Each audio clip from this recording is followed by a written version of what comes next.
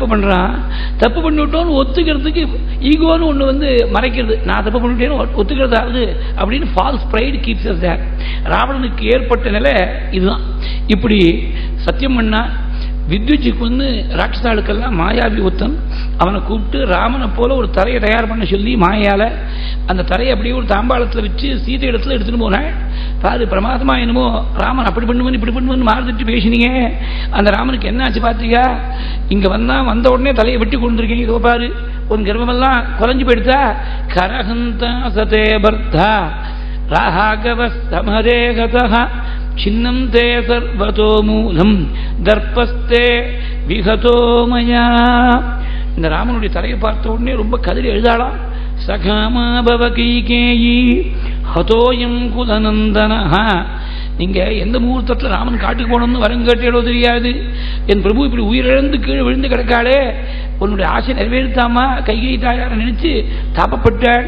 ரொம்ப வருத்தப்படுற போது ஆட்கள் பிரகஸ்தனுடைய தலைமையில சேனாதிபதியோட தலைமையில கவுன்சில் ஆஃப் வார் ஒன்று கூப்பிட்டு மந்திராலோசனை பண்ணுறதுக்காக கூப்பிட்டுருக்காள்.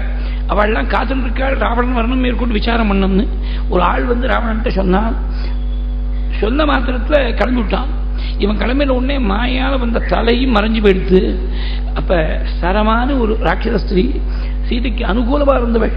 அப்ப சரமா சீதையை சமாதானம் பண்ணி, கவலைப்படாதமா சீதை, வாஸ்தவமா உன் பர்த்தாவுக்கு எந்த விதமான ஆபத்தும் வரல, இது ராட்சசாளுடைய மாயை. இது பாத்தியா தலை இப்படி மறைஞ்சு போச்சு பாத்தியா? அசல் தலையா இருந்தா ராவணங்க போன உடனே தலை இங்கே தானே இருக்கணும், தலை என்னமா அவன் பின்னாடி போய் இப்படி மறைஞ்சு போகும் அப்படின்னு சமாதானம் பண்ண. சரமாங்கிற பேரானது அவளுக்கு அன்பர்த்தமாயிடுது. ரமயா சகவர்த்ததே இது சரமா. ரமயா மகாலட்சுமியா சீதையா சகவர்த்ததே இது சரமா. சீதைக்கு மனசால ஒரு ஆறுதல் சொல்லி அனுகூலமா இருந்ததுனால சரமாங்கிற பேரானது அன்வர்த்தமாயிடுச்சு. சரமா போய் ராவணன் என்ன திட்டமிட்டு இருக்கான் அதை தெரிஞ்சுன்னு சொல்றேன்னு என்று சொல்லி அங்க போய் ரகசியமா தெரிஞ்சு திரும்பி சீதை இடத்துல மறுபடியும் சொல்றேன். அப்ப சரமாவை போய் அதிகரம் பண்ணிட்டாலும் சீதை. இதெல்லாம் யுத்த காண்டங்கிறது தனியா ராமாயணம் மாதிரி யுத்த காண்டம் தனியா பார்க்கணும். அப்பதான் அவ்வளவு விஷயங்கள் கொட்டிருக்கல. நம்ம ஒரு செஷன்ல 100 சர்க்கங்களுக்கு மேல கவர் பண்ணணும்னு நினைக்கிற பொழுது எக்ஸாக்டா பார்த்தீங்கன்னா 19வது சர்க்கத்தை நிறுத்தினோம் முதல் காலத்துல. 112 சர்க்கம் 131வது சர்க்கம் ராமபட்டாபிஷேகம். 112 சர்க்கத்துக்கு 112 நிமிஷம் அப்படி கவர் பண்ண முடியாது. இதற்கு பாலகாண்ட சர்க்கத்தை போல இல்லை. யுத்தகாண்ட சர்க்கம்லாம் நகரவே நகராது. அதுவும் இந்த 59க்கு மேல இருக்கக்கூடிய சர்க்கங்கள்லாம் பார்த்தீங்கன்னா அது மட்டும் கூட பரவாயில்லை. 59 பெருசு. 59க்கு மேல கும்பகர்ணவதம் இந்திரஜித் வதம் ஆரம்பிட்டும் எம்பாடுபட்டு போயிடும்.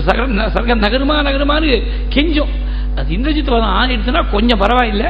இந்திரஜித் வதம் ஆரம்பிட்டும் 91 92 வரமுட்டும் 59லேருந்து எல்லாம் முரட்டு சர்க்கங்கள், பெரிய சர்க்கங்கள் அப்படி போட்டிருக்காள் வால்மீகி.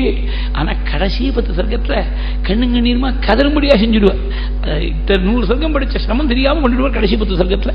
அப்படி ஒரு அனுகிரகத்தை வருஷிச்சிருக்காள் வால்மீகி. சரமா போய் ஆலிங்கனம் பண்ணிட்டு என்ன திட்டமிட்டு இருக்காள் ராட்சசாள் அப்படின்னு ஆதங்கத்தோடு கேட்டாள்.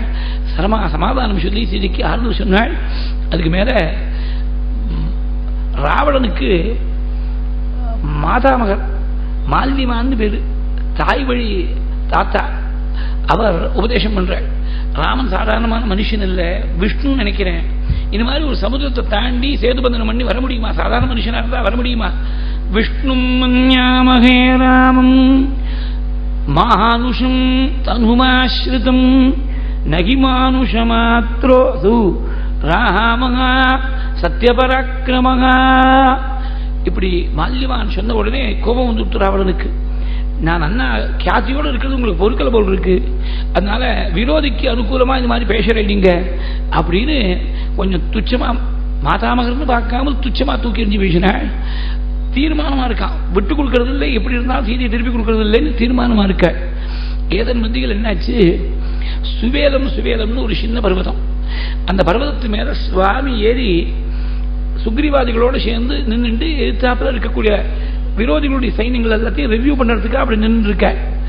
சாரர்கள்லாம் ராவணன் போய் சொன்னாள், ராமன் எதிர்த்தாப்புல இருக்கக்கூடிய பர்வதத்தை நிற்கிறாள். சுவேலே ராகவம் ஷீலே ராவணாயன் நிவேதயன். உடனே ராவணன் அவன் நிற்கிறானா நம்ம பார்க்கணும்னு அங்கேயிருந்து ராவணன் வரான். சுக்ரீவன் சுவாமி பக்கத்தில் நின்றுட்ட. எதிர்த்தாப்புல ராவணன் ஒரு குண்டு மேலே நிற்கிறான். ராவணனை பார்த்த உடனே மகாகோபம் வந்து விட்டு சுக்ரீவனுக்கு, என்றா சீதையை திருடி கொண்டு போய் இவ்வளவு துக்கத்துக்கு காரணமா இருந்தவன் நீதானே, உன்னை விட்டே நான் வருது. ஒரு க்ஷணம் பிரபுடத்துல பேசிட்டு இருக்கக்கூடிய சுக்ரீவன் அடுத்த க்ஷணம் ஒரே பாய்ச்சலா பாஞ்சான். அங்க ராவணனுக்கும் சுக்ரீவனுக்கும் முரட்டு யுத்தம். சுக்ரீவன் ரொம்ப பலசாலி. வாலியை பார்க்கிற போது கொஞ்சம் வீக்கா தோணுமே தவிர இன் ஜெனரல் டேர்ம்ஸ் பார்த்தா ரொம்ப பலசாலி. இல்லைன்னா இத்தனை முறை வாலிட்டு அடி வாங்கி சர்வை பண்ணிருக்க முடியாது. ராவணனோட அபாரமா யுத்தம் பண்றாள். ராவணமா தான் இது சாதாரணமா ஒரு குரங்காட்டமா தெரியல, இது நமக்கே ஈடு கொடுத்து யுத்தம் பண்ணுறது அப்படின்னு ரொம்ப தீவிரமா யுத்தம் பண்ண பார்த்தா Sugreevan. I have made my point. இனிமே ரெகுலர் யுத்தமா இதை கன்வெர்ட் பண்ணக்கூடாது. It is only a skirmish, it is not the battle proper. அதனால அது இங்கிலீஷ் தெரிஞ்சவாளுக்கு அந்த ரசம் புரியும், அது என்ன வித்தியாசங்கிறது தெரியும். It is only a skirmish, it is not the war, not even a battle. ஏன்னா பேட்டில்ங்கிறது இஸ் பார்ட் ஆஃப் தி வார். இது மெயின் வார் இல்லை, அந்த வாருடைய அம்சமா இருக்கக்கூடிய பேட்டில் கூட இல்லை. இது சும்மா ஒரு ஸ்கர்மிஷ் தான். இது ஐ மேட் மை பாயிண்ட், திரும்பி போகணும்னு சொல்லிவிட்டு தப்பி வரான். ஒரு 5 நிமிஷம் 10 நிமிஷம் சுக்ரீவனை காணுங்கிற போது ஒரே கலைவரம் வானவர்களுடைய குழாத்தில் 10 நிமிஷம் கழிச்சு பகவான் பக்கத்தில் வந்து நிற்கிறாள் சுக்ரீவன். சுக்ரீவனை பார்த்த உடனே சுவாமி அங்கலாஞ்சு போயிட்டாள். எங்கடா போயிட்டே சுக்ரீவா, உனக்கு மாத்திரம் ஏதாவது ஆபத்து வந்திருந்தா நான் என்ன பண்ணுவேன் தெரியுமா? நீ இப்பவே எல்லாத்தையும் விட்டுவிட்டு இப்படியே உயிரிழந்துடலான்னு நினைச்சேன். எனக்கு இனிமே ராஜ்யத்தை அடைஞ்சு என்ன பிரயோஜனம், சீதை அடைஞ்சு என்ன பிரயோஜனம், லக்ஷ்மணன் இருந்து என்ன பிரயோஜனம்? தொய்ய கிஞ்சித் சமாபன்னே கிங்காரியம் சீதையா மயா லக்ஷ்மணே நமஹாபாஹோ ஸ்வசரீரே நவா புனः. நான் உயிர் வாழ்ந்துதான் என்ன பிரயோஜனம்? அப்படி கொந்தளிச்சு போயிட்டாள் சுவாமி. பகவானுடைய அங்கலாயிருந்து போகக்கூடிய தன்மையை பார்த்து சுக்ரீவன் அவன் ரொம்ப ஆடி போயிட்டான். எனக்காக இவ்வளவு தூரம் சொல்றியே, நான் என்ன பண்ணிவிட்டேன்? உனக்கு ஒண்ணுமே நான் உபகாரம் பண்ணலையே, இவ்வளவு தூரம் என் மேல இவ்வளவு பிரியத்தை வச்சு ஒரேடி அங்கலாஞ்சி போறியே. காட்டிலே கழுகின் வேந்தன் செய்தது காட்ட மாட்டேன், நாட்டிலே குகனார் செய்த நன்மையை நயக்க மாட்டேன், கேட்டிலேன் அல்லேன் இன்று கண்டும் மக்கிளியன் நாளை மீட்டிலேன், தலைகள் 10 கொணர்ந்திலேன் வெறுங்கை வந்தேன். காட்டில் ஒரு கழுகு தலைவனா இருக்கக்கூடிய ஜட்டாயுசு உனக்காக உயிரையே தியாகம் பண்ண, அந்த மாதிரி ஏதாவது நான் பண்ணிவிட்டேனா?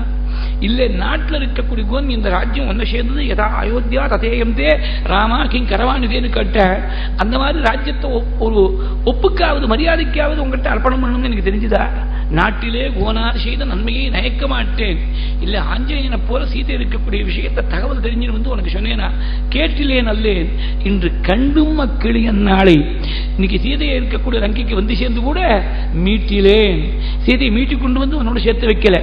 ராவனுடைய 10 தலைகளை உன் சரணத்தில் வந்து அர்ப்பணம் அல்ல, தலைகள் 10 கொணர்ந்திலேன் வெறுங்கை வந்தேன்.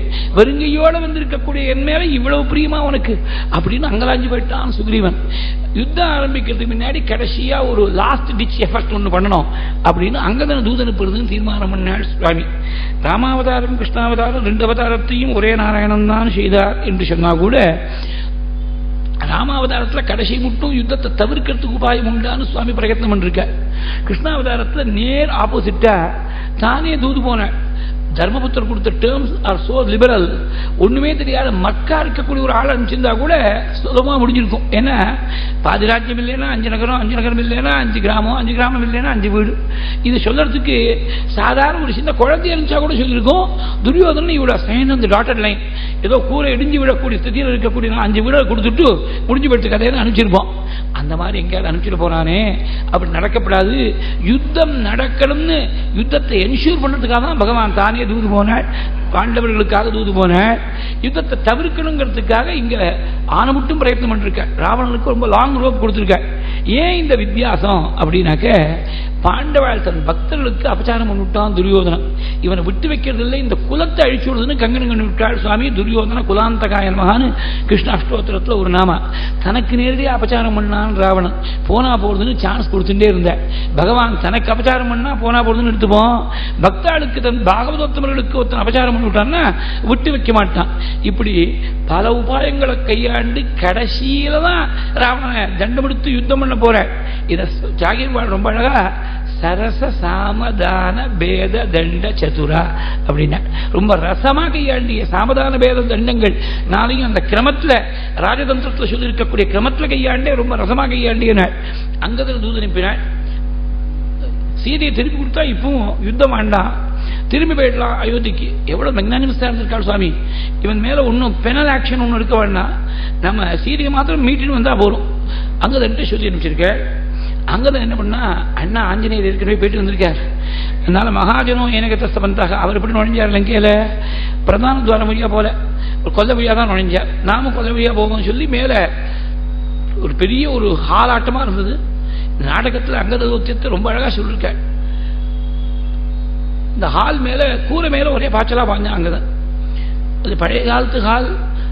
உள்ள அக்னி தயார் பண்ணா அந்த அக்னியிலேருந்து கிளம்பக்கூடிய புகை வெளியில போறதுக்காக ஒரு புகை போக்கி சிம்னி. இப்ப எலக்ட்ரிக் சிம்னி தான் எல்லாருக்கும் தெரியும். சிம்னிங்கிற வார்த்தை ஒரிஜினல் அர்த்தம் என்னங்கிறது இப்ப ரொம்ப பேருக்கு தெரியாது. ஏன்னா இந்த அக்னிங்கிறதே வேற விதமா மாறி போயிடுத்தோம். எல்லாமே எலக்ட்ரிக்கா போயிடுது. அதனால சிம்னியும் எலக்ட்ரிக்கா போயிடுது. அந்த ரெகுலர் சிம்னி அது மேல புகை போக்கி மேல ரொம்ப தூரத்தில் போய் இந்த புகை வெளியில போறதுக்கு ஒரு ஏற்பாடு பண்ணிருக்க. அந்த சிம்னி வழியா எட்டி பார்த்தா மேலேந்து உள்ள ஒரு பெரிய கவுன்சில் ஆஃப் வார் நடந்துட்டு இருக்கு. ராவணனுடைய தலைமையில 1000 ராட்சசால் உட்கார்ந்துட்டு இருக்கா. மேலேருந்து பார்த்தா தெரிகிறது. சரியான நேரத்துக்கு தான் வந்திருக்கோம். கொஞ்சம் டிராமாட்டிக்கா என்டர் பண்ணுவோம் நினைச்சானாம். அங்கதான் வாழை மாத்திரம் உள்ள இறக்கினான். வால்னா சாதாரணமான வால் இல்ல, திருவாரூர் தேர் வடத்தை போல ஒரு 4 பங்கு இருக்கும். அது மாட்டில் கம்பீரமா பெரிய நீண்டு ஒரு கொழுன்னு அந்த வாலானது கீழே இறங்குறது. இந்த 1000 ராட்சசால 990 பேர் டேய் வாழ்தானா எடுத்தான் ஓட்டம். 10 பேர் கொஞ்சம் ரொம்ப தைரியமா இருக்கிறவங்க உட்கார்ந்து இருக்கான். என்ன வாழ்தான் அப்புறம் என்ன வருது பார்ப்போன்னு. இவாள்லாம் எட்டி பார்க்கறதுக்கு அவளுக்கு பயம். அங்கதான் மேலேருந்து பார்த்துட்டே இருக்கான். யாரு போறா யாரு இருக்கா பார்த்துட்டு இருக்கான். ராவணன் உட்கார்ந்து இருக்கக்கூடிய இடத்துல நேரடியா நாம் போய் இறங்கப்படாது. நம்ம முகத்தை காட்டின்னு இறங்கக்கூடிய அளவுக்கு அவனுக்கு கௌரவம் இல்லை. பிருஷ்டபாகத்தை தான் அவனுக்கு காட்டணும். தேவமார்கஞ்ச தரிசிதாக அது ரொம்ப கௌரவமா சொல்லிருக்கார் வால்மீகி. பிருஷ்டபாகம்னு சொல்ல தேவமார்கஞ்ச தரிசிதாக அப்படின்னு வால்மீகி ஒரு இன்சல்ட்டை முதற்கொண்டு எவ்வளவு ரொம்ப நாசுக்கா யூஃபமிஸ்டிக்கா சொல்றாருங்கிறது அது ஒரு அழகு. தேவமார்கஞ்ச தரிசிதாக அப்படியே அங்கதான் இறங்குற போது ராவணனுக்கு தேவமார்க்கத்தை காட்டுற மாதிரி இனிமே தேவமார்க்கம் தான் ரெஃபர் பண்ணுவேன். ஒரு டைம் சொல்லியாச்சும் நான் என்னன்னு புரிஞ்சுக்கும். தேவமார்க்கத்தை காட்டும்படியா அப்படி இறங்கினாள். டேய் குரங்குனா மீதி இருக்கிற 10 பேரும் ஓடினான். Ravana is now left alone. இவன் ராஜா ஓட முடியாது. ராவணனுக்கு பின்னாடி வந்து டக்குன்னு தொப்புன்னு குதிச்சு அப்புறம் திரும்பி ராவணனை பார்த்து நிற்கிறான். குரங்கே நீ யாருன்னு கேட்டான் ராவணன். இப்ப வேற யாரும் பிரகஸ்தன் அவன் பக்கத்துல எய்ட்ஸ் யாரும் இல்லை, தானே தான் கேட்டாகணும். குரங்கே நீ யாருன்னா கஸ்தும் வானர. குரங்குன்னு சொன்னாலே பயம் தெரியுது. ஏன்னா அவ்வளவு ராட்சசாலும் ஓடி போயிட்டேன். இதை கொஞ்சம் கேபிட்டலைஸ் பண்ணணும்னு நினைச்சான். அங்க கஸ்தும் வானர நான் எல்லாருக்கும் ஸ்லோகம் கேட்கறதுக்காக ஒழுங்கா அப்படியே சொல்லியிருக்கேன். ராவணன் கேட்கிற போது கேட்கல. அப்படியே கஸ்தும் வானர நடுங்கிறது, வாயில வார்த்தை வர மாட்டேங்கிறது. ராமராஜ பவனே லேகார்த்த நிர்வாக. ராமனுக்கு வனவாசம் முடிஞ்சு திரும்பி ராஜ்யத்துக்கு போற. ராஜ்யத்துல போனா புதுசா ஒரு அட்மினிஸ்ட்ரேஷன் எல்லாம் செட்டப் பண்ற போது பல பேர் நியூ ரெக்ரூட்மெண்ட்ஸ் எல்லாம் இருக்கும். அதுல தபால எழுதி ஒட்டி கொடுத்தா ஹேண்ட் டெலிவரி பக்கத்துல இந்த கடையில போய் இந்த தெருவில் போய் இந்த அட்டை கொடுத்துட்டு வரணும் அப்படின்னு சொன்னா டெலிவர் பண்ணுறதுக்காக மெசஞ்சர் பாய்ஸ் ரெக்ரூட் பண்ணிருக்கான். அவன் தபால் ஒட்டக்கூடிய பொறுப்பு கூட அவனுக்கு கிடையாது. கொடுத்தா கொண்டு போய் கொடுத்துட்டு வரணும், அவ்வளவுதான். டெலிவர் பண்ண வேண்டியது அவனோட வேலை. அந்த மாதிரி டெலிவரி பாய்ஸ்ல ஜூனியர் மோஸ்டா வந்திருக்கக்கூடியவன் சேர்ந்திருக்கக்கூடியவன் தான். ராமராஜ பவனே லேகார்த்த நிர்வாக. இந்த ஆஞ்சநேயன் ஒரு குரங்கு வந்து அது எப்படி இருக்குன்னு கேட்டான். ராவணனுக்கு உள்ளூர் அதே பயம். யாத குத்திர புரா கதஸ்த ஹனுமான். ஹனுமானா எந்த குரங்கு நீங்க சொல்றேன் அப்படின்னா அலட்சியமா. அங்கதான் இதெல்லாம் ராஜதந்திரம். அங்க போய் ராமன் ரொம்ப சத்தியமா ஆஞ்சநேயர் தான் எங்களுக்கு குரு அப்படின்னு சொல்லப்படாது. அவனை கொஞ்சம் ஒரு கலக்கி உண்டு இல்லைன்னு பண்ண வேண்டாமோ. எந்த குரங்க சொல்றேன். இங்க ஒரு குரங்கு வந்தது, நாங்க கூட வால்ல அக்னி வச்சோம். யாத குத்திர புரா கதஸ்த ஹனுமான் நிர்தக்த லங்கா புரஹா. லங்கை எரிச்சுட்டு போயிடுத்து அந்த குரங்கு. இந்த நாடகத்துல ஸ்லோகம் எப்படி வந்திருக்கு பாருங்க. நாங்க வால்ல அக்னி வச்சோம்னு சொல்றதுக்கு பதிலாக அது எரிச்சுட்டு போயிடுதுங்கிறதா அதான் ஹைலைட் பண்ணிருக்கான் ராவணன். நிர்தக்த லங்கா புரஹா. அந்த குரங்கை பத்தி கேட்கிறேடா, அது என்ன தரித்திர குரங்கு, அதை பத்தி பெண்ணையா பேச்சு. வால் இல்லாம வந்தது.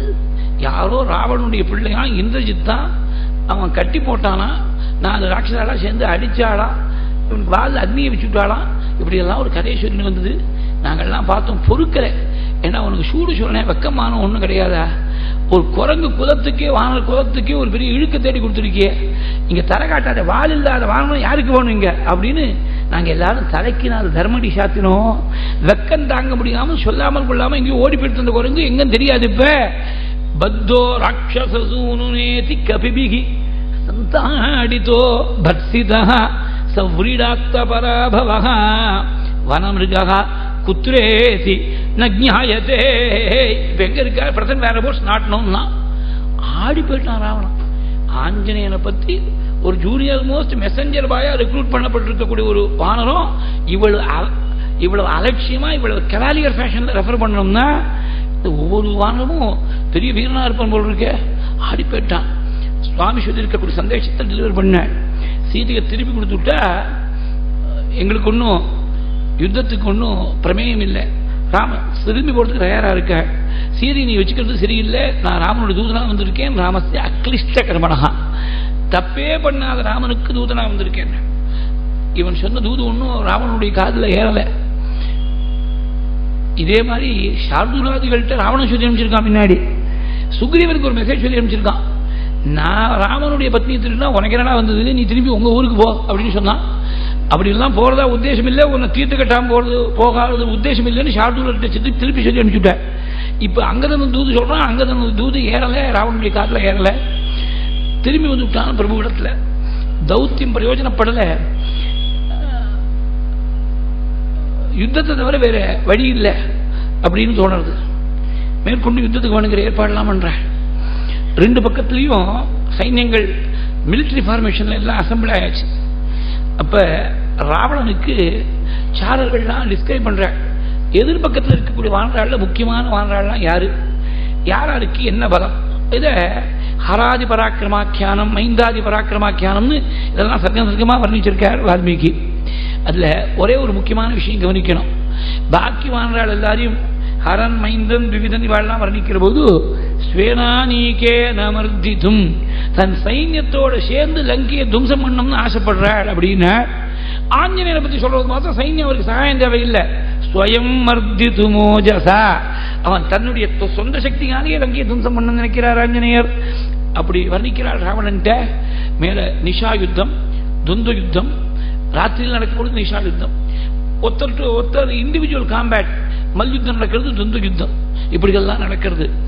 அதுக்கப்புறம் இந்திரஜித் வந்தா நாகபாசத்தை பிரயோகம் பண்ணிவிட்டான்.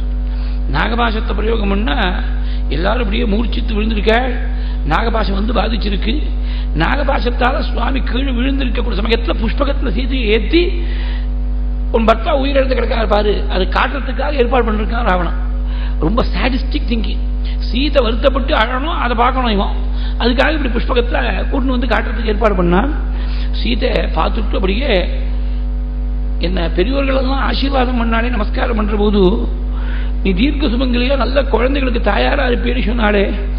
சுவாமி என் பிரபு ராமனுக்கு இப்படி ஆபத்து வந்து விட்டு தனக்கு கஷ்டம் வந்ததை பத்தி கூட நினைக்கல. அந்த மகான்களுடைய வாக்கெல்லாம் பொய்யா போயிடுத்து, அவள்லாம் அனிருத்தவாதிகளாக போயிட்டாளே.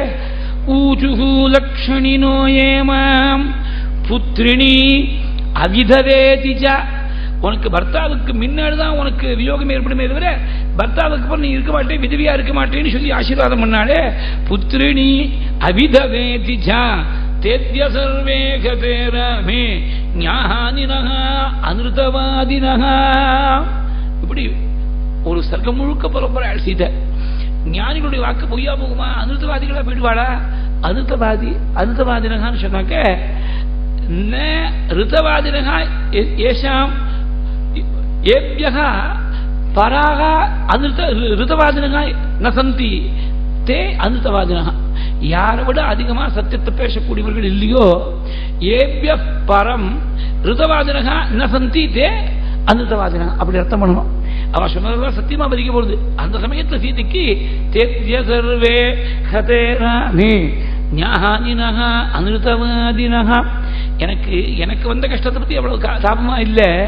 யதா சுஸ்ரூம் தபஸ்வினி, என்னுடைய மாமியார் கௌசல்யா தேவிக்கு தபஸ்வினியா இருக்கக்கூடிய தாயாருக்கு இந்த வயசான காலத்துல போய் புத்திரசோகம் வரணுமா, ஏற்கனவே வைதவியம் வந்திருக்கு, புத்திரசோகம் வேற வந்துருத்தே அப்படின்னு நினைச்சு ஆப்பப்படுற போது திரிஜட்டை என்ற ராட்சத ஸ்திரீ சமாதானம் சொன்னாள் சீதைக்கு.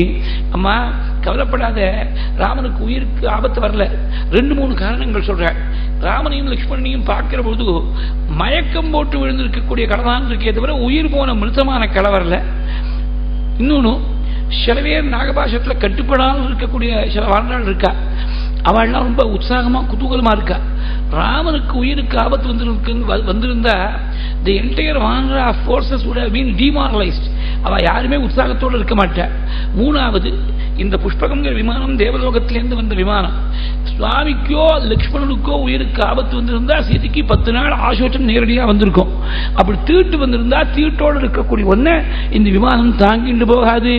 இதம் விமானம் வைதேஹி புஷ்பகம் நாம நாமதா திவ்யம் த்வாம் தாரயே நைவம் யத்யேதௌ கதஜீவிதௌ. இவாளுக்கு உயிருக்கு ஆபத்து வந்திருந்தா இந்த விமானம் ஒன்றும் தாங்காது. இப்படி சமாதானம் சொல்லி முதல்ல சீதையை திருப்பி அழைச்சிட்டு போயிட்டாள். அந்த சமயத்துல கருடாழ்வார் என்ன பண்ணாரா, காத்துட்டு இருக்காள், ரொம்ப நாளா காத்துட்டு இருக்காள். பகவானுக்கு தான் முதல்ல நாகபாஷத்திலேருந்து அந்த பாதை கொஞ்சம் விலகி கொஞ்சம் பிறகு வர மாதிரி இருக்கு. லக்ஷ்மணன் இன்னும் மயக்கம் போட்டாப்புல இருக்கான். லக்ஷ்மணன் நினைச்சு சுவாமி புலம்புற. கருடாழ்வார் ரொம்ப நாளா ஒரு ஆசை. கருடாழ்வாருக்கு தான் பெரிய திருவடின்னு பேரு.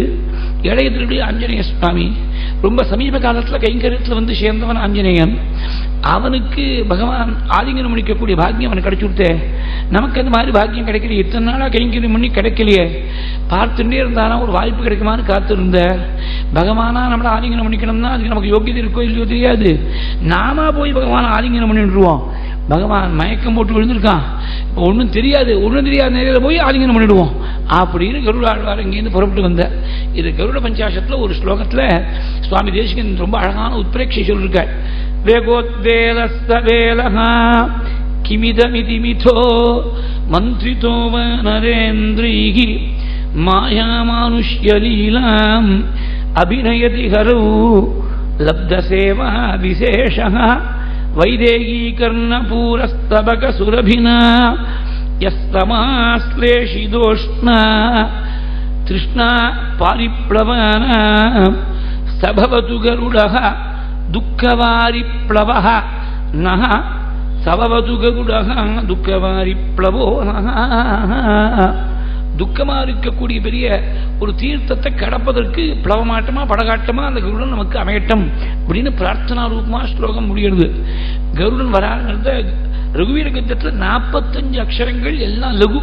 ஒரு அக்ஷரம் கூட தீர்க்காட்சரம் கிடையாது, எல்லாம் ஷார்ட் சிலபிள்ஸாகவே ககனச்சர கனக கனகமய கரிமதர நிகமமய நிஜ கருட கருத நில லவகலித விஷவதன சரகதனா.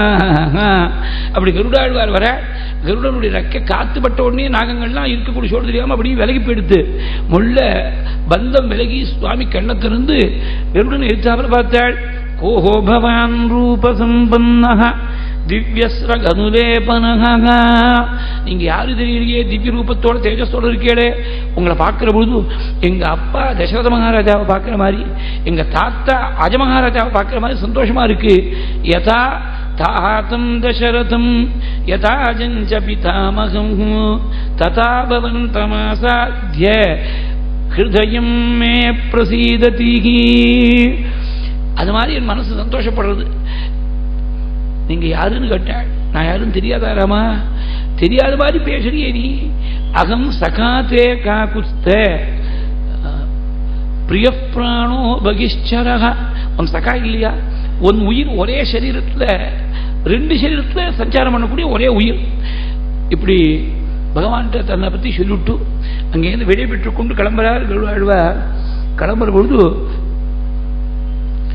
பகவான் ரொம்ப கொண்டாடி சகே ராகவ தர்மஜ்ஞ ரிபூனாம் அபிவத்சலஹ. சகே ராகவ தர்மஜ்ஞ ரிபூனாம் அபிவத்சலா. விரோதிகள்கிட்ட முதற்கொண்டு வாத்சல்யத்தை காட்டக்கூடிய பிரபோ அப்படிங்கிற. ஏன்னா பரம விரோதியா இருக்கக்கூடிய இந்திரஜித்து பகவான் நாகபாஷத்தால் கட்டி போட்டிருக்கான். அவன் கட்டி போடும்படியா தான் அதுக்கு கட்டுப்பட்டாமல் இருந்தாளே சுவாமி. விரோதிக்கு முதற்கொண்டு இப்படி கருணை காட்டத்தினால்தான் ரிபூணாம பிவத்சலா சகே ராகவ தர்மஜ்ஞ ரிபூணாம் அபிவத்சலா. ரொம்ப பகவானை கொண்டாடி விட்டு திரும்பி போனாள் கருடாழ்வார். தொடர்ந்து யுத்தம் நடக்கிறது. இல்ல 4 வீரர்கள் மாற்றி மாற்றி வரிசையா வர, தூம்ராட்சன், வஜ்ரதம்ஷ்டன், அகம்பனன், பிரகஸ்தன். இந்த இவ வந்தது எப்படி இருக்குனாக்க, ஒரு சருக்கும் அவன் வருவான், அடுத்த இருக்கும் அவன் போனான் அப்படின்னு கதை முடிஞ்சு போயிடும். தூம்ராட்சாபிஷேகனம், தூம்ராட்சவதம், வஜ்ரதம்ஷ்டாபிஷேகனம், வஜ்ரதம்ஷ்டவதம், அகம்பனாபிஷேகனம், அகம்பனவதம், பிரகஸ்தாபிஷேகனம், பிரகஸ்தவதம். இப்படி 8 சருக்கங்கள் 51 58. இவ்வளவுதான் நான் சொல்ல போறேன். 58 பரியந்தம் 51 58 அது பாராயணம் பண்ணுறதுக்கு ஒரு 1/2 மணி நேரம் ஆகும். அப்படி வந்தான் போனா அப்படின்னு இருக்கும். அந்தந்த ரெஸ்பெக்டிவ் லெவல்ஸுக்கு இருந்தாப்புல தூம்ராட்சனை ஆஞ்சநேய சுவாமி நிகிரகம் பண்ற. பிரகஸ்தன் ராட்சசாளுக்கெல்லாம் சேனாதிபதி. அதுக்கு கரஸ்பாண்டிங் லெவல்ல நீலம், வானராளுக்கு சேனாதிபதியா இருக்க நீலன் பிரகஸ்தன வதம் பண்ற. அப்புறம் முதல் முறையாக தன்னுடைய மூலபலத்தோட ராவணன் யுத்தத்துக்கு புறப்பட்டு வர.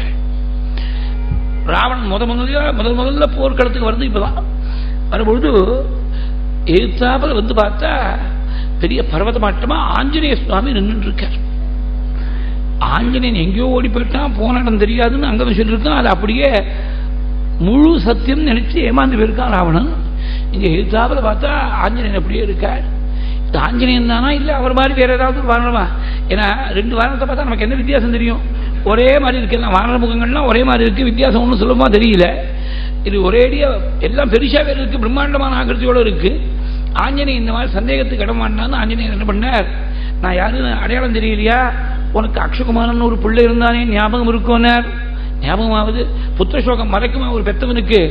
அந்த அக்ஷனுக்கு என்ன திதின்னு நான் தான் தீர்மானம் பண்ணேன் ஆஞ்சநேயன். அவ்வளவுதான் வந்து மகாகோபம் வந்து புத்திரசோகத்தை நினைச்ச உடனே ஓங்கி ஒரு குத்தினாள் ஆஞ்சநேயனை.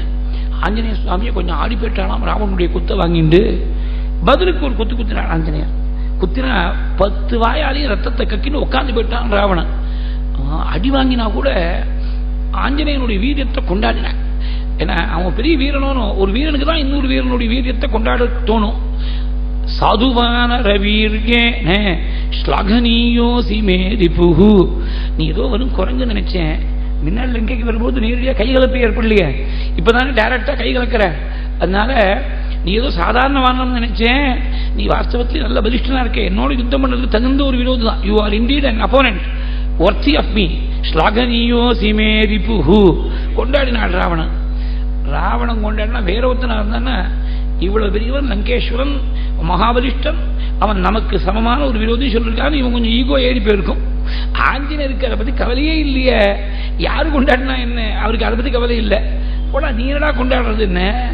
நான் குத்தினப்புறம் அந்த குத்துடைய எஃபெக்ட் எங்க வந்து தெரிஞ்சதுன்னு யம தர்மராஜனா கன்ஃபார்ம் பண்ணணும். நீ கன்ஃபார்ம் பண்ணி என்ன பிரயோஜனம்? நீ உயிரோடு இருந்தாலே நான் குத்தின சரியா குத்தலைன்னு அர்த்தம். திகஸ்து மம வீர்யேன யஸ்தும் ஜீவசி ராமணா.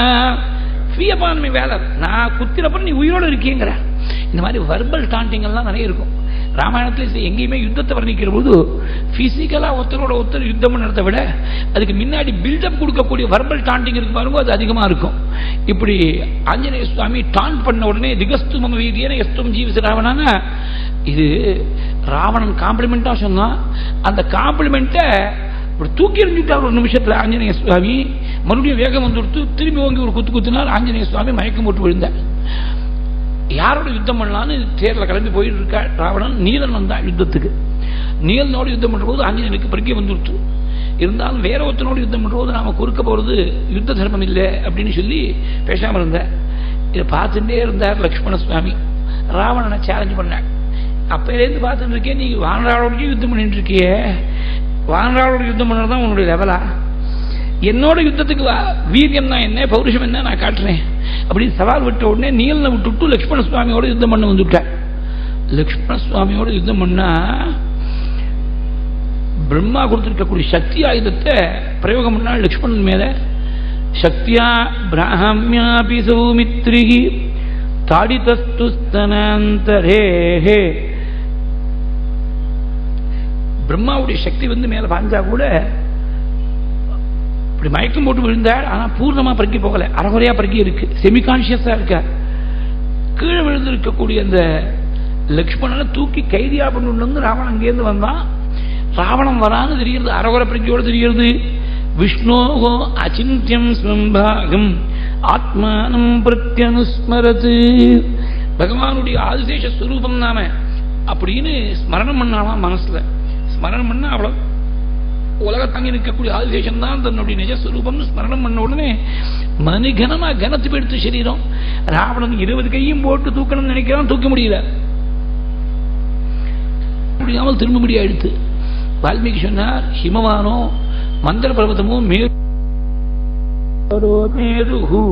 தைலோக்கியம் வாசகாமரிஹி சக்கியம் புஜாபியாம் உத்தர்த்தும் நசங்கே பரதானுஜகா. உடனே ஆஞ்சநேய சுவாமி வந்தார். லக்ஷ்மணன் பத்திரமா ஒரு இடத்துக்கு அழைச்சிட்டு போய் சிகிச்சை பண்ணி வைக்கணும். ஆஞ்சநேயன் தெரிஞ்ச உடனே ரொம்ப பஞ்சாட்டமா லேசா போயிட்டார். சத்ருணாம் அப்ரகம்பியோபி லகுத்வம் அகமத்கபேகே. பக்தர்களும் சரி பகவானும் சரி, பக்தர்களுக்கு மாத்திரம்தான் வசப்படுவாள். பாகவதோத்தமர்களும் பகவானும் வேற எதுக்கு வசப்பட மாட்டார். இதுதான் ஆழ்வார், பத்துடை அடியவர்க்கு எளியவன் பிறர்களுக்கு அரிய வித்தகன் மலர் மகள் விரும்பும் நம் அரும்பெறல் அடிகள் மத்துரு கடை வெண்ணெய் கிளவினில் புண்டு எத்திரம் உரலினோடு இணைந்திருந்து ஏங்கிய எளிவே என்று ரொம்ப விசேஷமான ஒரு பிரசித்தமான பாசுரம். அந்த பாசுரத்தில் அனுபவிச்சால் பத்துடை அடியவருக்கு எளியவன் பிறர்களுக்கு அரிய வித்தகன். பகவானுக்கு மாத்திரம் இல்லை, பாகவதோத்தமனுக்கும் அது சத்தியம். ஆஞ்சநேயனுக்கு ரொம்ப லகுவா போயிட்டாள். உடனே ஆஞ்சநேய சுவாமி பத்திரமா ஒரு இடத்துக்கு அழிஞ்சு போயிட்டாள். லட்சுமண சுவாமிய பறிக்க வந்துட்டு லட்சுமணன் அடிச்சு கீழே விழிச்சுட்டான் ராவணங்கிற வேகத்தில் சுவாமி யுத்தத்துக்கு வராள். அந்த ஆஞ்சநேய சுவாமியுடைய தோல் மேல தூக்கின்னு வராள். ராமனை யுத்தத்துக்கு தூக்கின்னு வராள், பகவானை தாங்கின்னு வராள். ரதாரூடனா இருக்க வேண்டிய பிரபு இப்ப ஆஞ்சநேயாரூடனா வராள் யுத்தத்துக்கு. ராவணனும் ராமனும் ஒருத்தர் பரஸ்பரம் இப்பதான் முதல்ல பார்த்துக்கிறாள். அபாரமான யுத்தம். லக்ஷ்மணன் வீழ்த்த சுவாமிக்கு ரொம்ப வேகம் வந்துடுச்சு. அந்த வேகத்தோடு யுத்தம் பண்ற. ஆனா ராவணனை சுலபத்தில் ஜெயிக்க முடியல. ராவனுடைய தேர், அவனுடைய குதிரைகள், அவனுடைய சாரத்தை எல்லாத்தையும் வதம் பண்ணி அவன் கவச்சத்தை பிளந்து அவன் தலையில் இருக்கக்கூடிய கிரீடங்களை எல்லாம் கீழே வீழ்த்தி ஆடி போயிட்டானாம் ராவணன். எந்த ராவணன் மேல வஜ்ராயுதம் பாஞ்ச பொழுது கூட வஜ்ரத்தால கூட ஆபத்து வரலையோ, 8 திக்குகள்ல இருக்கக்கூடிய திக்கஜங்கள் மேல பாஞ்சு திக்கஜங்களுடைய தந்தம் முறிஞ்சு போச்சே தவிர ராவணனுக்கு ஆபத்து வரல. அப்படி வஜ்ரகாயமா இருக்கக்கூடிய ராவணனுடைய சரீரத்துல ராமனுடைய பானம் வந்து ஒரே அடி ஆட்டம் கொள்ளும்படியா ஆடி போக முடியா செஞ்சிருக்கே. ஏ வஜ்ரபாதாச நிசன் நிபாதா. அப்பேற்பட்ட ராவணன் ஆடி போயிட்டார். அந்த ராமனுடைய பானத்தால் ஆட்டம் கொண்டு கையில் இருக்கக்கூடிய வில்லையும் நழுவ விட்டானாம். ராமபாணாபிகதோ பிருஷார்த்தஹ சசால சாஹபம் சமுமோச வீரஹ யோ வஜ்ரபாதாச நிசன் நிபாதாத் ந சுக்ஷுபேனாபி சசால ராஜா ச ராமபாணாபிகதோ பிருஷார்த்தஹ சசால சாஹபம் சமுமோச வீரஹ. கையில் இருக்கக்கூடிய வில்லையும் விட்டாங்க. சாபம் சமுமோச்சன்னு ஏன் சொன்னாங்க? அது மட்டும் மனசுல ஒரு எண்ணம் இருந்துதான். ராமனை ஜெயிச்சு வதம் பண்ணிட்டு நாம் சீட்டை அடையலாம்ங்கிற ஒரு எண்ணம் இருந்துதான். அந்த எண்ணத்தையும் அன்னைக்கு விட்டானாம். ச ராமபாணா பிகதோ பிருஷார்த்தஹ சசால சாஹபம் சமுமோச வீரஹ. பாதாத்தியா நிற்கிறாள். 2 கண்ணாலையும் கண்ணீர் பெருக்கினாலே பகவானுக்கு பொறுக்காது. கருணாமூர்த்தி 20 கண்ணாலையும் கண்ணீர் பெருக்கினான். ராவணன் நமக்கு இப்படி ஒரு அவஸ்தை வந்துட்டேன்னு சுவாமிக்கு பொறுக்கிற, பரம கருணாமூர்த்தியா இருக்கக்கூடிய பிரபுவுக்கு பொறுக்கிற. நீ இப்ப ரொம்ப ஆடி போயிருக்கேன்னு தெரியும். இப்ப நான் உன்னை வதம் பண்ணது க்ஷத்ரிய தர்மம் இல்லை, வதம் பண்ண போறது இல்லை. நீ திரும்பி போய் ராத்திரி நல்லா ஆகாரம் பண்ணி ரணத்துக்கெல்லாம் சிகிச்சை பண்ணிட்டு விசிராந்தி பண்ணிக்கோ. யோஜனை பண்ணிப்பாரு. சீதையை திருடி கொண்டு வந்தோவே நியாயமான யோஜனை பண்ணிப்பாரு. நியாயம் இல்லைன்னு தோணிச்சுன்னா சீதையை திருப்பி கொடு, இப்பவே கிளம்பி அயோத்திக்கு போயிடுறேன், இன்னைக்கு இனிமே உன்னோட யுத்தம் பண்ணத்துல எனக்கு அதுல ஒன்றும் அக்கறை இல்லை. இல்ல யுத்தம் பண்ணிதான் ஆனந்தம் தோணிச்சுன்னா புது தேது, புதிய குதிரைகள், புதிய சாரதி, புதிய கவசம், புதிய கிரீடம், புதிய வீரியம் எல்லாத்தையும் புதுசா வச்சிருந்து மறுபடியும் நாளைக்கு யுத்தத்துக்கு வா. தேர்தல் இருக்கக்கூடிய உனக்கு பதாதியா இருக்கக்கூடிய நான் வீரியம் என்ன பௌருஷம் என்னங்கிறத அன்னைக்கு நான் காட்டுறேன், நாளைக்கு காட்டுறேன். கச்சானுஜானாமிரணார்த்திதத்வம் பிரவிஷ்ய ராத்ரிஞ்சரராஜலங்காம் ஆஸ்வாஸ்ய நிர்யாகிரதி ஜதன்வி ததாவலம் திரக்ஷ்யசி மே ரதஸ்தஹ. ஆடைஞா உனக்கு அமைநூதன மாருதமறிந்த புழையின கண்டனிகி இன்று போய் போருக்கு நாளை வாயன நல்கின நாகிழங்கமுகின் வாழை தாபுரு கோசல நாடு உடை வள்ளல் ஆளைஞ உனக்கு அமைநூதன.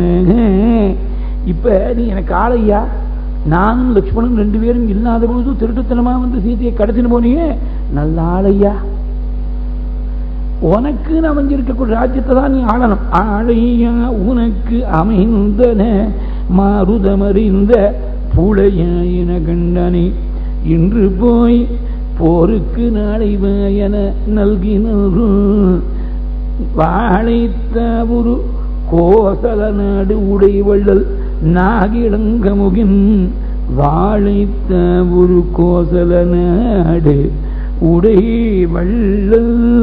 சரி, இன்று போய் போருக்கு நாளை வான்னு சொன்னானே, ஒரு கால் ராவணனுக்கு மனசு மாறி போய் அவன் நாளைக்கு சீதையை திருப்பி கொடுக்கறதுன்னு ஆரம்பிச்சுட்டான். என்ன பண்றது?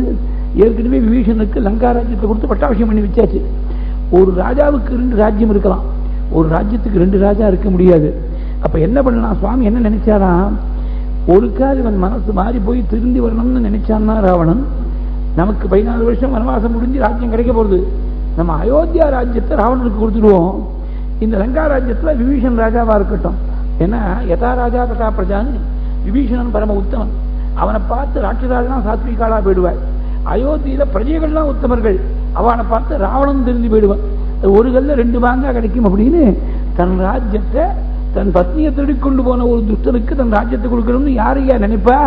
என் வள்ளலா இருக்கக்கூடிய ராமனை தவிர வேற யாரும் நினைக்க முடியுமா? கோசல நாடு உடை வள்ளல்கு நாகிழங்கமுகின் வாழைத்த ஒரு கோசல நாடு உடை வள்ளல். அப்படியே தலை குனிஞ்சு நிற்கிறான் ராவணன். சுவாமி தன்னை வதம் பண்ணிருந்தா கூட அவ்வளவு வருத்தப்பட்டிருக்க மாட்டான். நீ போய் திரும்பி நாளைக்கு யுத்தத்துக்கு வா அனுப்புறது இதை விட ஒரு பெரிய அவமானம். ராவணனை போல ஒரு வீரனுக்கு இதை விட ஒரு பெரிய அவமானம் இருக்க முடியுமா?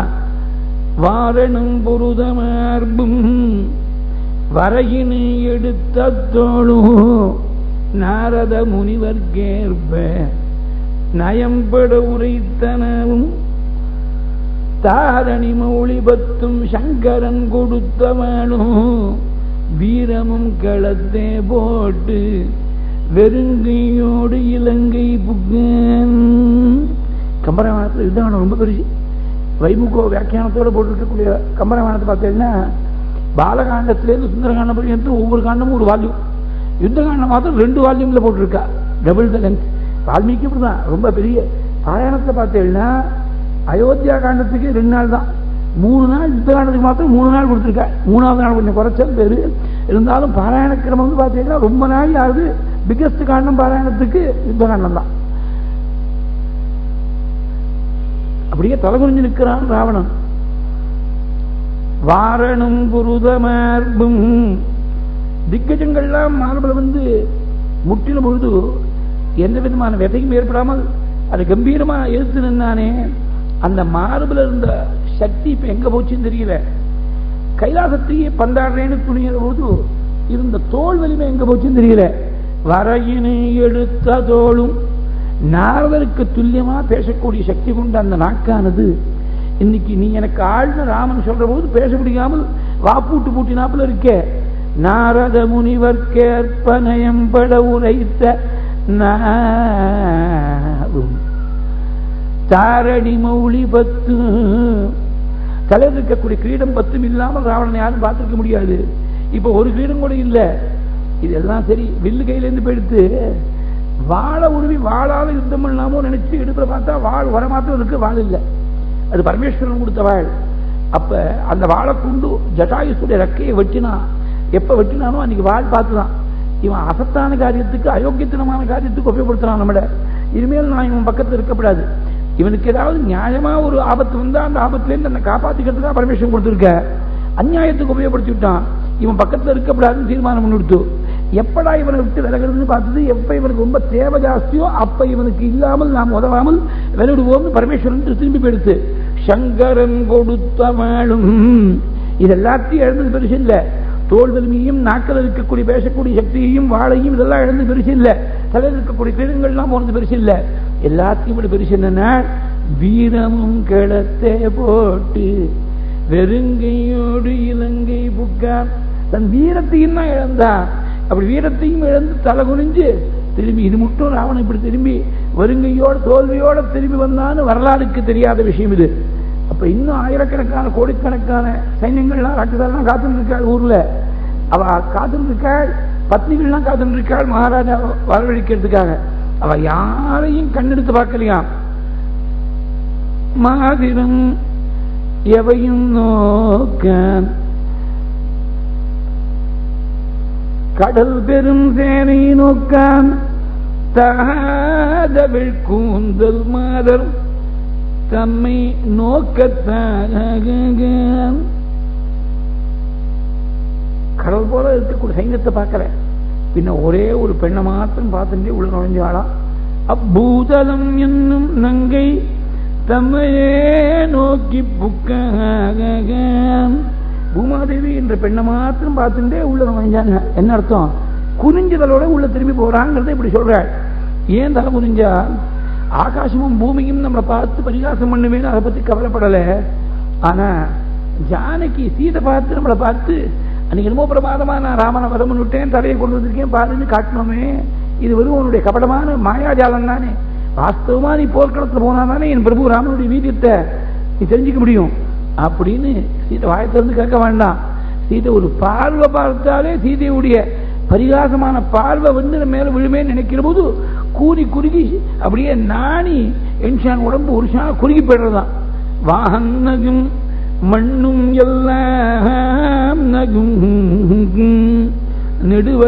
நெடுவயரத்தோழகன் நான் நகு பகைஞர் எல்லாம் நகுவர் என்று அதற்கு நானாம் மெல்லியல் மிதிலை வந்த ஜானகி நகுவள் என்று நாணத்தால் சாம்புகின்ற திரும்பி போனா தூக்கமா வரும் ராவணனுக்கு. குறுக்கி நடுக்கி நடக்கிறான்.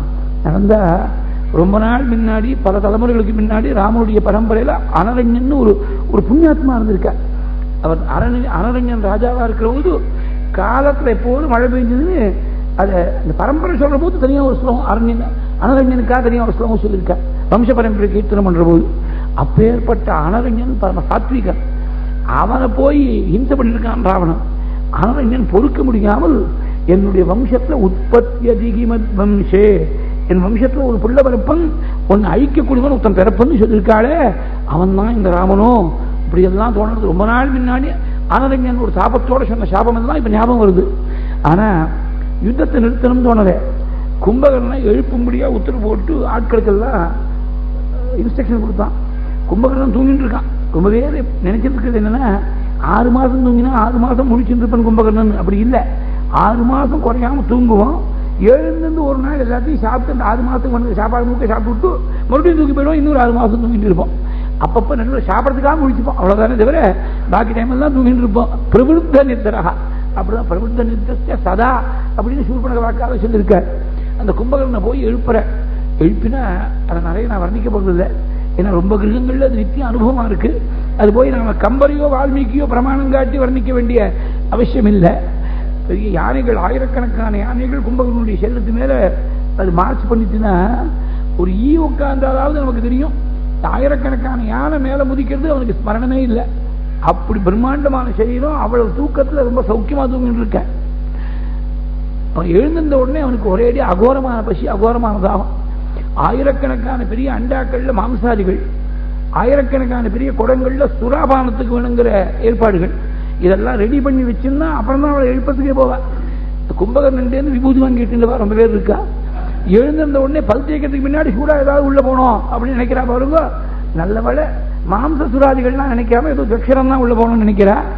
மொத்தத்துல கும்பகர்ண பிரசாதம் ஏதோ ஒரு அம்சமாவது இருக்கு. அது நியாயமா சொல்ல போனா பிராமணனுக்கு பல் தேய்ச்சபரம் கூட குடிக்கப்படாது. ஸ்நானம் பண்ணி சந்தியாவந்தனம் பண்ணி உபாசனத்தை பண்ணி அக்னி ஆராதிக்காம தீர்த்தமானம் பண்ணப்படாது. இதெல்லாம் பிராமணனுக்கு தர்மம். அப்படி பெரியவாள்லாம் நியமத்தை அனுஷ்டிப்பா. இது ஒன்றும் பெரிய சிரமம் இல்லை. என்ன ஒரு இவன் மண்ட சன்னியானத்துக்கு ஸ்நானம் சன்னியானம் எல்லாம் சேர்த்து அரை மணி நேரம், மேக்சிமம் அரை மணி நேரம், அதுக்கு மேல ஒன்றும் பண்றதா தெரியல. அரை மணி நேரம் கழிச்சு குடிச்சா மடியாகவும் குடிக்கலாம் காஃபியை. ரொம்ப பேருக்கு தெரியாது இந்த விஷயங்கள்லாம். பழைய காலத்தில் என்ன பண்ணுவா, பால் காய்ச்சறது கூட குளிச்சப்பறம் தான் அடுப்பு மூட்டுவான். அதுக்கு முன்னாடி அடுப்பு மூட்டுறது இல்லை. இப்ப நம்மால குளிக்க போகணும்னு சொன்னாலே உள்ள ஏதாவது போனாலும் இவன் தலையில ஜலம் விழுதேங்கிறது. அதனால வேற வழி இல்லாம ஏதோ பாலை காய்ச்சி காஃபி குடிச்சுட்டு இருக்கான்.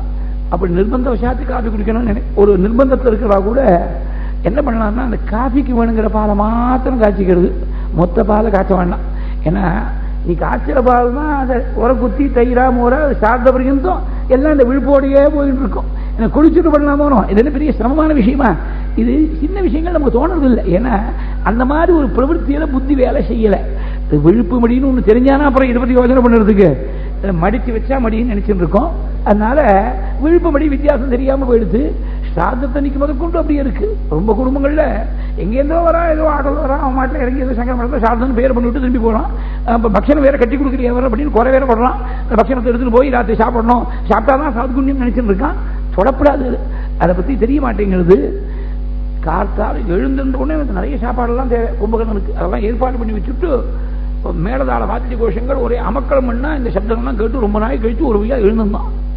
எழுந்திருந்தா நிறைய ஒரு 1000 குடம் சுறாபானம் பண்ணாலும் எழுந்த உடனே நிறைய அண்டா அண்டாவா போஜனம் பண்ணிவிட்டு அங்கேருந்து ஏன் எழுப்பினேன் அகாலத்தில் எழுப்பினேன்னு சாப்பிட்டுட்டு கேட்டான். மகாராஜா உங்களை வர சொல்லிருக்காரு அப்படின்னா அங்கேருந்து போனாள். கும்பகர்ணா உன்னதான் நம்பியிருக்கேனா, நம்ம சைன்யங்கள்லாம் பால விருத்தாவசேஷிதாம் லங்காம் அப்படிங்கிற இந்த லங்கையில் இனிமேல் யார் மிச்சம் இருக்கானா சின்ன குழந்தைகளும் வயசான மாத்திரம் தான் இருக்கா. ஆக்டிவ் லைஃப்ல இருக்கக்கூடிய அவன் எல்லாரும் பெரிஸ்டின் பேட்டில் பால விருத்தாவசேஷிதாமா போயிடுத்து இந்த லங்கை. உன்னதான் நம்பியிருக்கேன், நீ தான் யுத்தம் பண்ணுங்க, கவலைப்படாதுங்கோ, போனவாழை பத்தி கவலைப்படாதுங்கோ. பெரிய ஒரு தத்துவத்தை ரொம்ப ரொம்ப லகுவா போற போக்குல சொல்லிட்டு போயிட்டான் கும்பகர்ணன். அவன் தூங்கிட்டு இருக்கான் தோணுமே தவிர அவன் பெரிய விவேகியா இருந்திருக்கான். அதனால முழிச்சிருந்தா இந்த அநியாயத்தெல்லாம் பார்க்க முடியாது இருக்கும். அதனால தூங்குவோம், தூங்கினாலும் என்னமோ தெரியாது. கதம் தூணு நானு சோச்சந்தி கதம் து கதமேவகி. போனது போனதுதான். அதை பத்தி வருத்தப்பட்டதுனால திரும்பி வரப்போறது இல்லை. நான் கிளம்பி யுத்தத்துக்கு போறேன். நீ தனியா போகாத. ராமன் சாமானியப்பட்ட விரோதி இல்லை. எத்தனை சைன்யங்கள், எத்தனை வானரர்கள், அதை பார்த்தா எங்க பார்த்தாலும் ஒரே வானமயமா இருக்குது. அங்க முழுக்க நம்ம ராஜ்யத்துல எல்லாம் வானரெல்லாம் ஆக்கிரமணம் பண்ணி விட்டா. அதனால கூட நிறைய சைன்யங்கள் மிச்சம் இருக்கக்கூடிய ரிசர்வ்ல சில சைன்யங்கள் வச்சிருக்கேன். அந்த சைன்யங்கள் தான் அழைச்சிட்டு போ. கும்பகர்ணன் அங்கேயிருந்து வரான். வந்தா பிரம்மாண்டமான ஒரு மலை நடந்து வர மாதிரி இருக்கு. மாயாட்சோபேஷு வைபீஷண வச்சன கிருத ஸ்தம்பனஹ கும்பகர்ணம் சம்பிராப்தம் கம்பிதோர்வீதலம் அகில ஜமூபக்ஷிணம் தட்சிணோஸ்வம். கும்பகர்ணம் வரும்போது பூமி அதிர்ந்து போறதான். அகில வரும்போது சம்பிராப்தம் கம்பித உர்வீதலம் கம்பிதோர்வீதலம். பசி மயக்க பாதி பசி கிளப்பி விட்டுருக்கு. 1000 பாண்டத்தில் இருக்கிற மாம்சத்தை சாப்பிட்டது it has been only appetiser for him. அவனுக்கு பசியை கிளப்பி விட்டுருக்கு. அந்த தூக்க கலக்கத்தில் வரும்போது என்ன பண்ணா, தூக்க கலக்கம் ஏன் சொல்றேன்னா, யாரு வாங்குறாள் யாரு ராட்சிட்டாள் வித்தியாசம் பார்க்காம எல்லாத்தையும் முழுசா உள்ள தள்ளிட்டு இருக்கான் அவன் மாட்டில். இந்த பக்கத்துல கையை வீசினா யாரு கிடைக்கிறாளோ வாங்குறாள் ராட்சிட்டாள் எல்லாரையும் சேர்த்து அதாவது அகில ஜமூபக்ஷிணம் அப்படின்னு பட்டத்தை போட்ட. 2 பக்கத்திலையும் வித்தியாசம் இல்லாம பட்சபாதம் இல்லாம சாப்பிட்டு இருக்கான். அகில ஜமூபக்ஷிணம் வெக்ஷிணோஸ்துவம். உள்ள வாங்குறாள்னா உள்ள போனா முழுசா முழுங்கிருக்கான். அது அப்புறமா உள்ள போய் அது தானா அப்புறம் சூர்ணமா போய்க்குமோ சரீரம். உள்ள போய் பார்த்தா அது ஒரு பெரிய ஒரு நகரத்துக்குள்ள பிரவேசம் பண்ண மாதிரி இருக்கு. கும்பகர்ணனுடைய இன்டெஸ்டினல் ட்ராக் எல்லாம், டைஜஸ்டிவ் ட்ராக் எல்லாம் ஒரு ஆச்சரியமா ஏதோ ஊர்ல வந்துருக்கோம் நினைச்சு சஞ்சாரம் பண்ணிட்டு வாழ்றாள்லாம். உள்ள மலையாட்டமா அவன் வந்திருக்கான். சுக்ரீவரை பிடிச்சி ஒரு அமுக்கு அமுக்கினா கையில அமுக்கினா சுக்ரீவனுக்கு அவன் அமைக்கின வேகத்தில் பிரகிபெடுத்து சுக்ரீவனுக்கு. இது ஆஞ்சநேயர் பார்த்தார். சுக்ரீவனை ரெஸ்கியூ பண்ணி விடலாமோன்னு பார்த்தார். வாழ்ந்தான் தீர்மானம் பண்ண. என்ன தீர்க்க திருஷ்டி பாருங்க ஆஞ்சநேயருக்கு. நாம சுக்ரீவன் இப்ப ரெஸ்கியூ பண்ண அவமானம் வந்துடும். ஆஞ்சநேயனால தன் மந்திரியால காப்பாற்றப்பட்ட ராஜா அப்படிங்கிற அவமானம் சுக்ரீவனுக்கு வந்துடும். தானா எப்படியாவது பொழைச்சி வருவார். ஏன்னா இந்த மாதிரி பல முறை அடி வாங்கி படிக்க போய் வாலிட்ட திண்டாடி அவர் அதை பார்த்திருக்கார் ஆஞ்சநேயர். அதனால அவர் கவலைப்படல. சுக்ரீவன் தானா பிரக்கிய வரும் அப்படின்னு தன்னை அடக்கி வச்சிருந்தார். முதல்ல ஒரு இனிஷியல் போரே நிறைய பேரை சாப்பிட்டுட்டு இனிஷியலா நம்ம மேட மார்க், அப்புறம் விஸ்தாரமா வந்து நன்னா சாப்பிட்டுட்டு திரும்பி வந்து யுத்தம் பண்ணுவோம். திரும்பி விட்டான் கும்பகர்ணன். திரும்பினா கும்பகர்ண மகாராஜா வர அவரை கொண்டாடணும்னு சொல்லி ராட்சத ஸ்திரீகள்லாம் மாடி மேல ஏறிண்டு இங்கேருந்து எட்டாது பெரிய 30 அடி 40 அடிக்கு பெரிய உயரமா ஏதாவது சுவாமியை ஒரு விக்கிரகத்தை பிரதிஷ்டை பண்ணிவிட்டா உற்சாகமா இருக்கும். ஆரம்பத்தில் ரொம்ப உற்சாகமா இருக்கும். இவ்வளவு பெருசா விக்கிரமே கிடையாது, எங்கேயாவது பாரத தேசத்திலேயே கிடையாதுன்னு அட்வர்டைஸ் எல்லாம் பண்ணுவா. நிறைய பேர் கான்ட்ரிபியூஷன் வேறு கொடுத்துருவா. ஏதாவது 50 அடிக்கு ஒரு ஆஞ்சநேயர், 50 அடிக்கு ஏதாவது ஒரு வேற ஏதாவது ஒரு விக்கிரகத்தை போடணும்னு. அப்புறம் அந்த விக்கிரகத்தை அபிஷேகம் பண்ணதுக்கு பெரிய ஏணியா போடணும். சின்ன வயசுல இருக்கக்கூடிய பட்டாச்சாரியாரா போடணும். ஏன்னா அவர் 80 வயசு கிழவர்னாக்க ஏணியில் ஏற முடியுமா? 50 அடி உயரத்துக்கு ஏறி போய் திருமஞ்சனம் வைக்க முடியுமா ஆஞ்சநேயருக்கு? அதனால எத்தனை பிராக்டிக்கலா எத்தனை ப்ராப்ளம்ஸ் எல்லாம் இருக்கு. இந்த மாதிரி வீடு கட்டுற போது அது ஒரு ஹை ரூஃப், அது ஒரு ஏதோ ஒரு ஆர்கிடெக்சரல் டிசைன் அப்படின்னு பண்ணிடுவா. அது ஒரு இடத்துல மாத்திரம் ஒரு 20 அடி உயரத்துக்கு அப்படி கம்மியாக கிளம்பும். கட்டும்போது நல்லா இருக்கும், கிரப்பிரவேசம் போது நல்லா இருக்கும். அதுக்கப்புறம் அந்த ஒற்றை கிட்ட வந்து கொடுத்தனா இந்த அம்மா திண்டாட்டம் இருக்கு 20 அடிக்கு இந்த ஒற்றை குச்சியை பிடிச்சி ஒற்றை அடிக்கிறதுக்குள்ள எம்பாடு பட்டு போயிடும். அதுக்கு பர்மனண்டா ஒரு சைன்யமே ஆற்றுல இருந்தாக்க அந்த மாதிரி வச்சுக்கலாம். இல்லைனாக்க சாதாரணமா இருக்கிற சமப்படுவது. அந்த மாதிரி கும்பகர்ணன் மேல அந்த பன்னீரையும் சந்தனத்தையும் கரைச்சி பண்ணணும்னு நினைச்சுட்டு இருக்கா. அது கீழே இருந்து எட்டாது. அவன் 7வது மாடியில போனா அவனுக்கு தோல்ல எங்கேயாவது கொஞ்சம் எட்டும். அந்த மாதிரி குடங்குடமா வச்சு காத்துட்டு இருக்க. வழிகள்லாம் ஒரு அடியா சீத்தனமா பண்ணி குளுமையா பண்ணி வச்சிருக்காரு. பாதை எல்லாத்தையும் குடங்குடமா சந்தனத்தையும் பன்னீரையும் விடுற போது கையெடுக்கில் இருக்கக்கூடிய சுக்ரீவன் மேலேயும் விழுந்து ஒரு குடம் விழுந்தது. ராஜமார்கஸ்ய சீதத்வாது சஞ்ஞாமாப மகாபலஹ லாஜ கந்தோதவர்ஷைஸ்து சிச்யமானா சனைஷனைஹி ராஜமார்கஸ்ய சீதத்வாது சஞ்ஞாமாப மகாபலஹ. அந்த திருப்பி இந்த சந்தனமும் பன்னீரும் தலையில் விழுந்து ராஜமார்க்கம் வேற குழுமையா இருக்கிறதுனால டக்குன்னு பிரக்ஞை வந்துடுத்துன்னு சொன்ன இடத்துல மகாபலகான வால்மீகி.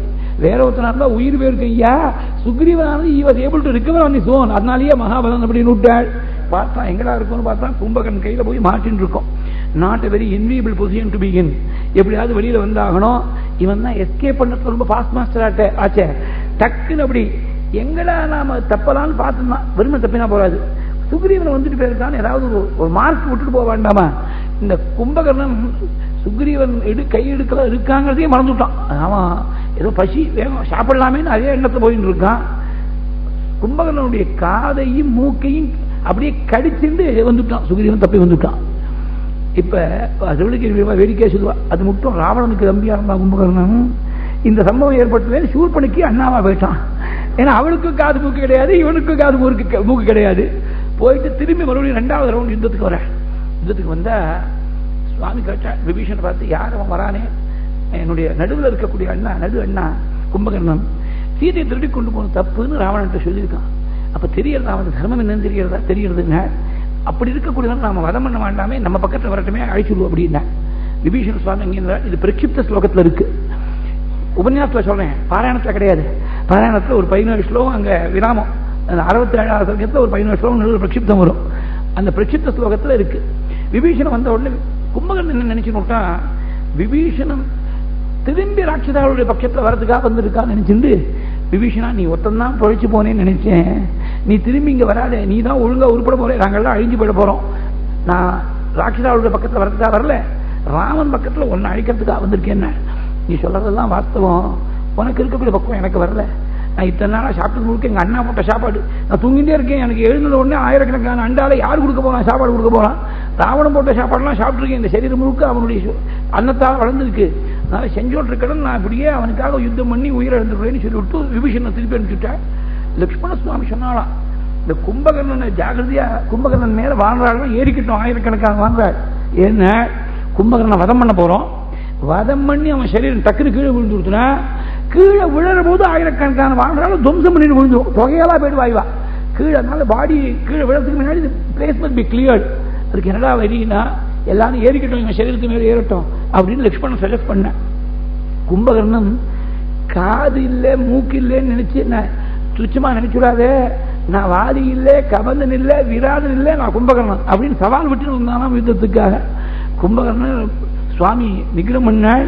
நிகிரம் பண்ணி கும்பகர்ணனுடைய தலை மாத்திரம் குண்டலத்தோடைய அலங்காரத்தோடு சேர்த்து தலை மாத்திரம் பிரகாசிச்சிருந்தாள்.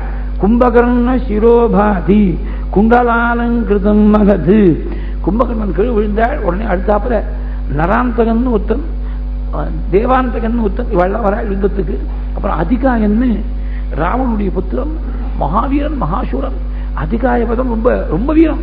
அவனோட லட்சுமண சுவாமி யுத்தம் பண்ணிருக்கார். அதிகாயனோட ஆன மட்டும் பிரயத்னம் பண்றாள், வதம் பண்ண முடியல.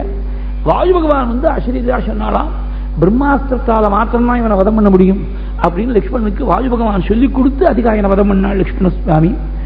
இப்படி நராந்தகன் அதிகாயன் எல்லாரும் வதமான உடனே அப்பதான் நினைச்சானாம் ராவணன், இவ்வளவு பேரும் அழிஞ்சு போயிட்டாளே, யஸ்ய விக்ரமமாசாத்ய ராட்சசாஹ நிதனங்கதாஹ தம் மன்யே ராகவம் வீரம் நாராயணமனாமயோகு. அப்படி இருக்கக்கூடிய ராமன் யாரா இருக்க முடியும்? சாட்சாத் நாராயணன் அல்லவா? தம்மன்யே ராகவம் வீரம் நாராயணமனாமயம்னு சொன்னதுனால வீரியத்தை விசேஷமா எடுத்து காட்டின அவதாரம் நரசிம்ம அவதாரம் தான். விஷ்ணோகோ வீரியோபபிரமிதம்னு சுகாச்சாரியால் சொல்லிருக்கார். பூர்வ ஜென்மாவுடைய ஞாபகம் ராவணனுக்கு வந்து பெரியவாழ்லாம் சுவாரஸ்யம் சொல்லுவா. நாம இரண்யகசிபா இருக்கிற பொழுது எந்த பிரபு நரசிம்மாவதாரம் பண்ணி நம்மளை வதம் பண்ணாலோ அந்த பிரபு அல்லவா இப்ப ராமனா வந்திருக்காள். தம்மன்யே ராகவம் வீரம் நாராயணமனாமயம். இதுக்கு பேரலா ஒரு ஸ்லோகம் கம்பராமாயணத்துல, சிவனோ அல்லன் நான்முகனல்லன் திருமலாமவனோ அல்லன் மெய்வரமெல்லாம் அடுகின்றான் தவனோ என்னும் செய்து முடிக்க திறனல்லன் இவனேதான் அவ்வேத முதற்காரணன் என்ற. இவன் யாரா இருக்க முடியும்? சிவனோ அல்லன் நான்முகனல்லன் திருமலாம் அவனோ அல்லன். பரமேஸ்வரனா இருக்க முடியாது, நான்முகனான பிரம்மாவா இருக்க முடியாது, திருமாலா இருக்க முடியாது. ஆனா நான் வாங்கி இருக்கக்கூடிய வரங்கள் எல்லாம் பிரயோஜனம் இல்லாம பண்றானே, மெய்வரமெல்லாம் அடுகின்றான். இல்ல யாராவது பெரிய தபஸ்வியோ அப்படின்னா, தபஸ் பண்ணதுக்கு இன்னும் வயசாலியே, இவனை பார்த்தா தெரியலையே, வயசானமா தெரியலையே. தவனோ என்னும் செய்து முடிக்க திறனல்லன். யார் இவன்? இவனேதான் அவ்வேத முதற்காரணன் என்றான். வேதங்கள் எல்லாம் எந்த ஒரு பரமாத்ம வஸ்துவ முதல் காரணமாக முதல் தெய்வமாக பேசுமோ அந்த பரபிரம்ம ஸ்வரூபம் அல்லவா இப்ப ராமனா வந்திருக்கு. இப்படி தீர்மானம் பண்ணான். ஆனா தொடர்ந்து யுத்தம் பண்ணணும்னு நினைச்சானே தவிர யுத்தத்தை நிறுத்தணும்னு நினைக்கல. தொடர்ந்து யுத்தம் நடக்கிறது. யுத்தம் நடக்கிற பொழுது பிரம்மாஸ்திரத்தை எடுத்து பிரயோகம் பண்ணால் இந்திரஜித். இந்த பிரம்மாஸ்திரத்தில் பாதிக்காமல் இருந்தவா ஒரு சிலர் தான். ராட்சசாளுடைய நெழுவு சொல்வதுதான் விபீஷண சுவாமிக்கு தெரியும். ஆனா விபீஷண சுவாமி அதனால அவர் பாதிக்கல. பிரம்மாஸ்திரம் ஆஞ்சநேயனை பாதிக்காது, பிரம்மாவுடைய வரம் இருக்கு, அதனால ஆஞ்சநேயருக்கும் பாதிப்பு ஏற்படல. இருட்டி போயிடுத்து. யாராருக்கு சிகிச்சை வேணும், யாராருக்கு ஃபர்ஸ்ட் எய்ட் கொடுக்கணும் அப்படி தேடுறதுக்காக தீப்பந்தத்தை எடுத்துட்டு ஆஞ்சநேயனும் விபீஷணனும் ஜாம்பவானை தேடின்னு போற. ஜாம்பவான் நூற்றுக்கணக்கான பானங்களால இந்த பிரம்மாஸ்திரத்துடைய அம்சமா இருக்கக்கூடிய பானங்களால பாதிக்கப்பட்டு அப்படி ஆடி போய் உட்கார்ந்து இருக்காரு ஒரு இடத்துல. அப்ப ஜாம்பவானை பார்த்து நீங்க சௌக்கியமா இருக்கலான்னு கேட்டா, தீப்பந்தத்தை எடுத்துன்னு போற போது ஜாம்பவான் ஆஞ்சநேயன் சௌக்கியமா இருக்காரான்னு கேட்டா, விபீஷணா உன் குரலால் நான் தெரிஞ்சுக்கிறேன், கண்ணால பார்க்க முடியல, குரலால் தெரிஞ்சுக்கிறேன், ஆஞ்சநேயன் சௌக்கியமா இருக்காளான்னு விபீஷணனை பார்த்து கேட்டா, அஞ்சனா சுப்ரஜாயேன மாதரிஷ்வாசனைர்தஹ. ஆஞ்சநேயன் சௌக்கியமா இருக்காளா? ஹனுமான் வானர சிரேஷ்டஹ பிராணம் தாரயதே க்வசித். இதோ நான் காத்துருக்கேன் கைங்கிறதுக்குன்னு விட்டாள். பக்கத்துல போய் ஆஞ்சநேயர் விபீஷண சுவாமி கேட்டாள், நீங்க ராமனை பத்தி கேட்கல, லட்சுமணனை பத்தி கேட்கல, சுக்ரீவனை பத்தி கேட்கல, ஆஞ்சநேயனை பத்தி கேட்டாலே என்ன காரணம்? தஸ்மின் ஜீவதி வீரே தூ ஹதமபி அகதம் பலம் அனுமதி உஜ்ஜித பிராணி ஜீவந்தோபி வயம் கதாக. ஆஞ்சநேயன் உயிரோடு இருந்தா, நாம் எல்லாரும் உயிரிழந்தா கூட அவனுக்கு உயிரை மீட்டி கொடுக்கக்கூடிய சக்தி அவனுக்கு உண்டு. ஆஞ்சநேயன் உயிர் இழந்துட்டா நாம எல்லாரும் உயிரோடு இருந்தா கூட உயிர் இல்லாதவர்களுக்கு துல்லியம் தான். அதனால தான் கேட்டேன், நான் காத்துட்டு இருக்கேன், என்ன கைங்கரி பண்ணணும் சொல்லுங்க. சஞ்சீவி பர்வதத்திலேருந்து 4 விதமான ஔஷதிகளை கொண்டு வரணும். அது வந்து மிருத சஞ்சீவினிங்கிறது போன உயிரை திருப்பி கொடுக்கக்கூடியது. விஷல்யகரணி அப்படின்னு சொன்னாக்க, ஏதாவது பானம் போய் திச்சிருக்கும், அந்த பானத்தை எடுத்து சிகிச்சை பண்ணுறதுக்காக விஷல்யகரணி. சந்தானகரணி கைகாலெல்லாம் முறிஞ்சு போய் அப்படியே வெட்டி கண்ண துண்டமா போயிருக்கக்கூடிய கேஸ்ல அப்படி செவர்ட் லிம்ஸை மறுபடியும் ஒட்ட வைக்கிறதுக்காக சந்தானகரணி. சரீரத்தில் ஒரேடியா விஷபாதை ஏற்பட்டு நீளம் பாய்ச்சி இருக்கக்கூடிய சரீரத்தை நார்மல் கம்ப்ளெக்ஷனுக்கு ரெஸ்டோர் பண்றதுக்கு சாவரண்யகரணி. அந்த மாதிரி 4 விதமான ஔஷதிகளை சொல்றாள். மிருத சஞ்சீவனீம் ஜீவ சந்தானகரணீம் ததஹ விஷல்யகரணீம் ஜீவ சாவரண்யகரணீம் ததா. ஆஞ்சநேய சுவாமி உடனே புறப்பட்டுட்டாள். 100 யோஜனை விஸ்தீர்ணமான சமுத்திரத்தை தாண்டி லங்கையில வந்து சீதையை பார்த்தது ஒன்றும் பெரிய விஷயமே இல்லை. இது 1000 யோஜனை தூரத்தில் இருக்கக்கூடிய பர்வதம் சஞ்சீவி பர்வதம். அதை